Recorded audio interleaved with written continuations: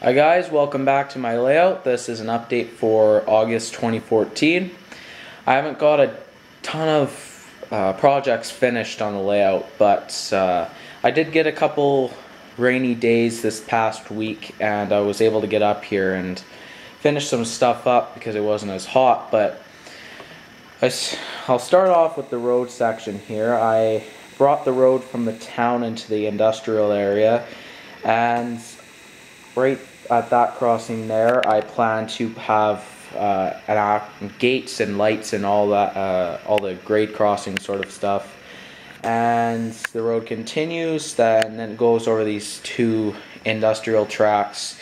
And I plan to either just put a regular crossbuck or crossbucks with lights, because this track won't be used as much, or as opposed to the line over there, because that's going to be a main line. And it continues on, and then the road goes into the lumber mill here, and then it'll go into the grain elevator. But I want you guys' opinion on something. I have a lot of lumber and I don't know what to do because I have this whole open area here, and I plan to maybe put some asphalt or more fun foam there to simulate asphalt so I can store my lumber, because if you look at my lumber yard, it's quite crowded with lumber. So I don't know, should I put more lumber yard there, or should I put a industry that isn't served by rail? It's just kind of a store, or a hardware store or something. I don't know, give me your opinion, and we'll go from there. But I also have to put a road to the future oil unload and load whatever, and to go to the steel coil. It's actually supposed to be a transformer facility for electricity, but I plan on making it a steel coil facility because it's makes more sense to me. And I'll put a parking lot and everything in there, and that'll be finished up basically. I just need to plaster the roads, fill in all the gaps in between the cut pieces, and then I need to just repaint the areas where I plastered. To raise the road, I just used silicone, let it sit how it wanted to, and I just pounded the silicone underneath there. And I plan to put gravel and everything around the road so it looks like it's like in real life. They do have the crushed gravel on the sides just to support it. And heading down here, nothing going on in the town. Over here, I finished the hill, and I brought the road down into this town. And as you can see, I just finished plastering there. So I will be probably painting that tonight, and then that will be pretty much finished up. I need to remove the bridge again, and I need to put handrails on the bridge. And the road continues, road continues, and then the hill down there, and I plan to put another grade crossing here. Now, it doesn't really make sense right now, but I'm gonna make a video on my future expansion plans if I haven't already promised that, and it'll make a little more sense once you hear my expansion plans. But other than that, not much has gone on in the layout progress wise. This area is all the same, it's pretty much finished up. I'm going to start acquiring a bunch of tortoises to power my Walther switches. And then once I'm finished the roads in this area, I plan on starting the town, and maybe by next layout update you'll see some street lights and stoplights and so forth. But I've also, other than progress, I've acquired some new toys, so to speak. One of which is this ready to roll, or Athearn ready to roll ST60 number 5421. It's a really nice locomotive, especially for ready to roll. It has pretty good detail. This engine I plan on doing my first ever decoder install. It has the quick plug system, but I think I'm going to take that out, and I'm going to put in a DCC board and Tsunami sound, because it'll have few more options from what I understand than a quick plug. Very nice locomotive, lots of detail like I said. There is one problem with it though. The shell is a little bit warped, which makes the nose kind of pop out of its position a little bit.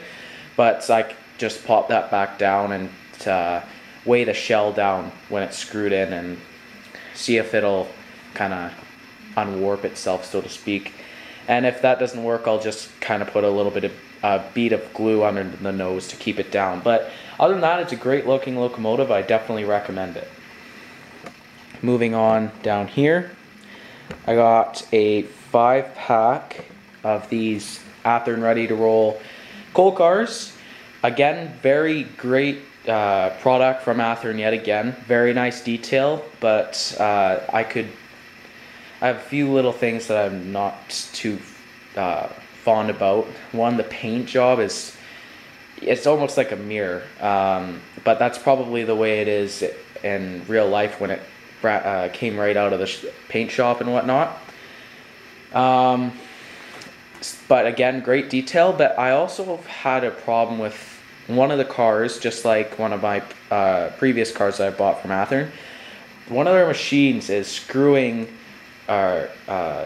threading for the screw on an angle, and it's making the truck sit on an angle, which makes it derail. But again, I fixed that, but I don't know what it is, if it's just one of their machines or a tiny bit off or what. But other than that, it's great cars. A little bit pricey. I plan to get 2 more sets of these, or 1 more set.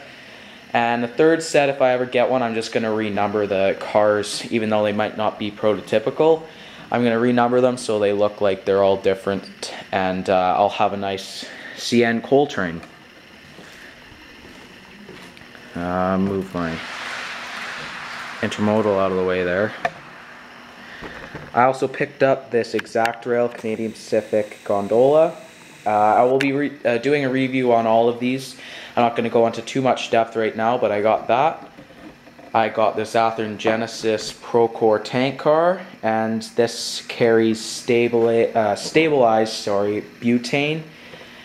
Great detail.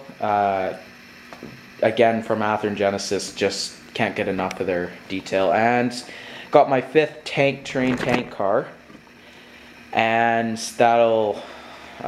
there'll be 2 lates on either end, and then an early paint scheme that you can see there in between, just to balance it out a little bit. I might just keep acquiring these till I get a long enough train that it can run on its own, but right now it's just kind of blended in with the rest of the tank cars. Zooming out here,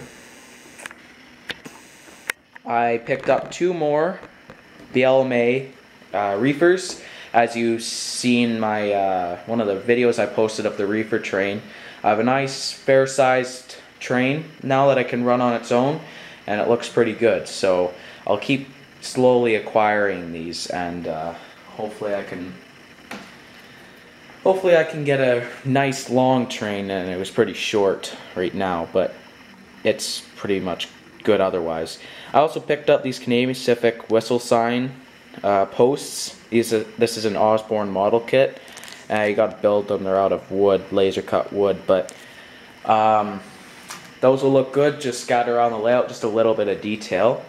And last but not least, I picked up a bunch of new containers, including 2 Canadian Tire Concore containers, a bunch of Walthers containers like that Evergreen there, and the one under the Canadian Tire right there, and just a bunch of containers. I also picked up 2 of these hard to find Cato EMP containers with the magnets in them.